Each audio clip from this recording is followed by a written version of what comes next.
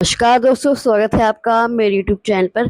आज मैं लाई हूँ आपके लिए हेल्थ एजुकेशन ऑफिसर्स के कुछ क्वेश्चंस जो आपका एग्जाम होने वाला है। आज का टॉपिक है सोशियोलॉजी। तो चलिए शुरू करते हैं। पहला क्वेश्चन है, समाजशास्त्र शब्द का सर्वप्रथम प्रयोग किसने किया था?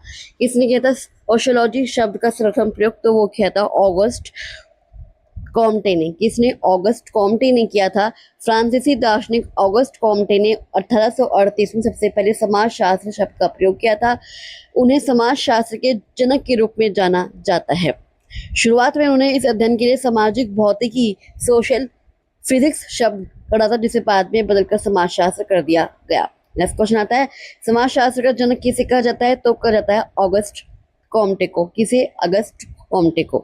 फ्रांसीसी दार्शनिक ऑगस्ट कॉम्टे ने 1838 में समाजशास्त्र शब्द की रचना की थी।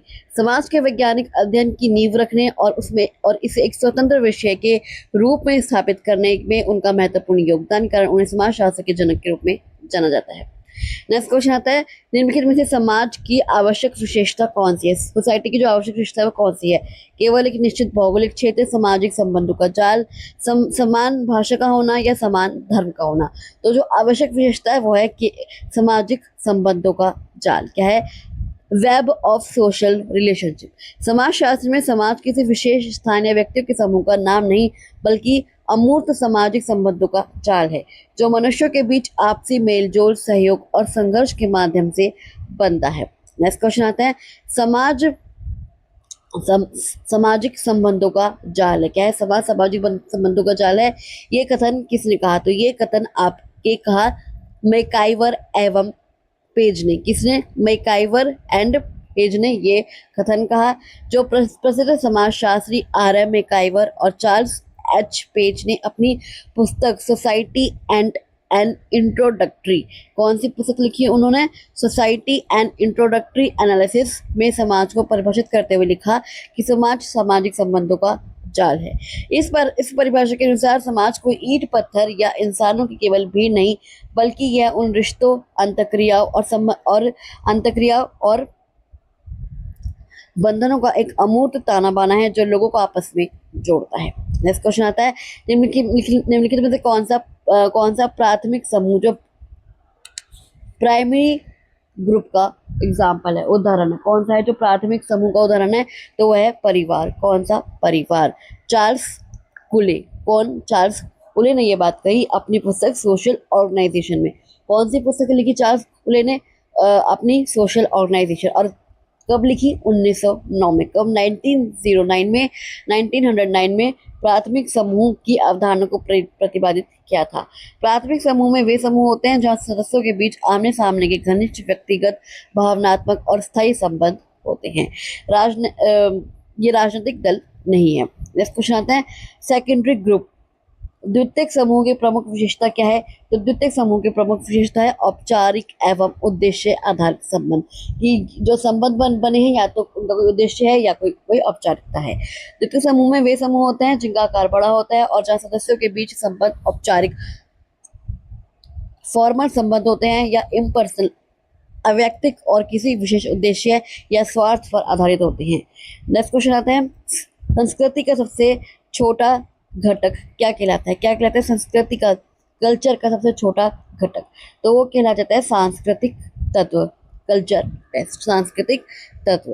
किसी भी संस्कृति का सबसे छोटा अविभाज्य और मौलिक घटक सांस्कृतिक तत्व कहलाता है, जैसे कोई विशिष्ट शब्द, बर्तन, औजार, रीति रिवाज या अभिवादन का तरीका। नेक्स्ट क्वेश्चन आता है, सामाजिकरण, सोशलाइजेशन की प्रक्रिया का मुख्य उद्देश्य क्या है? क्या है सोशलाइजेशन की प्रक्रिया का प्रमुख उद्देश्य? तो है सामाजिक मूल्यों एवं व्यवहार का विकास। क्या है? सामाजिक मूल्यों एवं व्यवहार का विकास। Development of social values and behaviour. समाजीकरण वह आजीवन चलने वाली निरंतर प्रक्रिया है जिसके माध्यम से कोई व्यक्ति अपने समाज के रीति रिवाजों, परंपराओं, मूल्यों, मानदंडों और संस्कृति को सीखता है और एक सामाजिक प्राणी बनता है। इसका मुख्य उद्देश्य व्यक्ति को समाज के योग्य और उत्तरदायी सदस्य के रूप में ढालना है ताकि वह समाज के साथ सामंजस्य स्थापित कर सके। नेक्स्ट क्वेश्चन आता है, निम्नलिखित में से कौन सा समाजीकरण का प्राथमिक अभिकरण है? प्राइमरी एजेंट कौन है समाजीकरण का? तो वह है परिवार। कौन सा है? परिवार। परिवार को समाजीकरण का सबसे पहला, प्राथमिक और सबसे महत्वपूर्ण अभिकरण प्राइमरी एजेंट माना जाता है। बच्चा जन्म के बाद सबसे पहले अपने परिवार के संपर्क में आता है। परिवार के सदस्यों, माता पिता और भाई बहन के माध्यम से ही वह शुरुआती भाषा, तौर तरीके, मूल्य, स्नेह और सामाजिक आचरण सीखता है। नेक्स्ट क्वेश्चन आता है, सामाजिक नियंत्रण, सोशल कंट्रोल का मुख्य उद्देश्य क्या है? क्या है सोशल कंट्रोल का मुख्य उद्देश्य? तो वह सामाजिक व्यवस्था बनाए रखना, मेंटेन सोशल ऑर्डर को करना। सामाजिक नियंत्रण उन औपचारिक और अनौपचारिक तरीकों, नियमों और दबावों का समूह है जिसके द्वारा समाज अपने सदस्यों के व्यवहार को नियंत्रित करता है और उन्हें सामाजिक मानदंडों, जो सोशल नॉर्म्स के अनुसार आचरण करने के लिए प्रेरित करता है।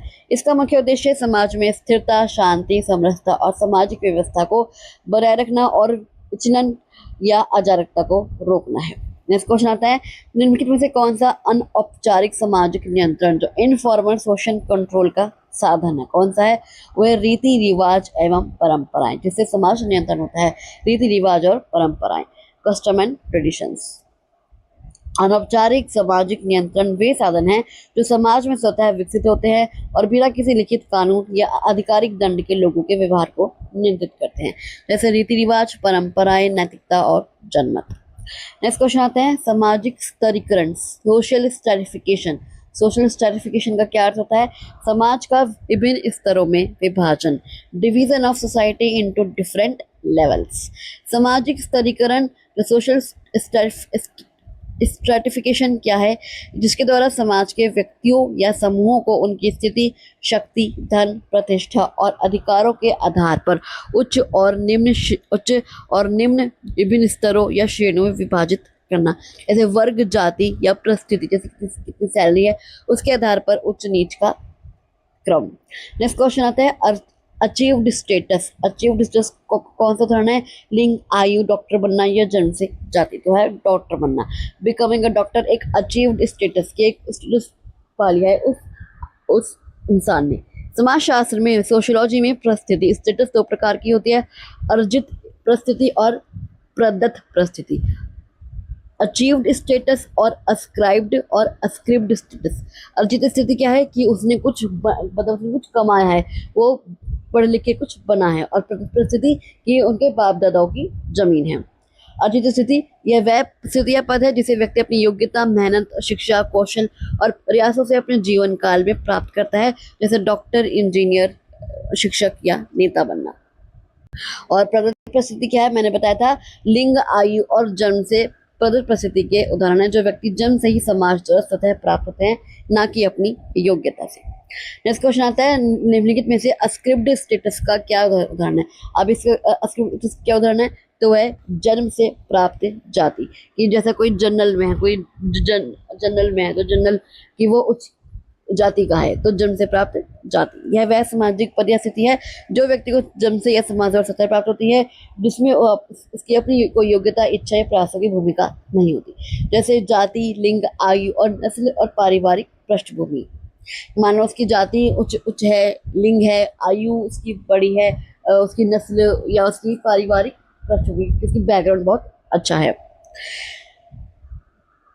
नेक्स्ट क्वेश्चन आता है, हेल्थ एजुकेशन ऑफिसर के संबंध में समाज शास्त्र का प्रमुख उद्देश्य क्या है? क्या है हेल्थ एजुकेशन ऑफिसर के संबंध में समाज शास्त्र का प्रमुख उद्देश्य? तो है स्वास्थ्य, व्यवहार एवं सामाजिक कारकों को समझकर समुदाय के स्वास्थ्य में सुधार करना।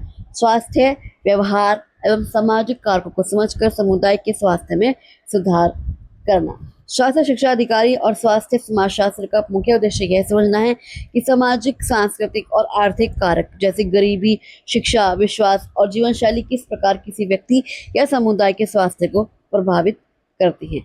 इसके आधार पर स्वास्थ्य नीतियों का निर्माण करना। क्या उद्देश्य है इसका?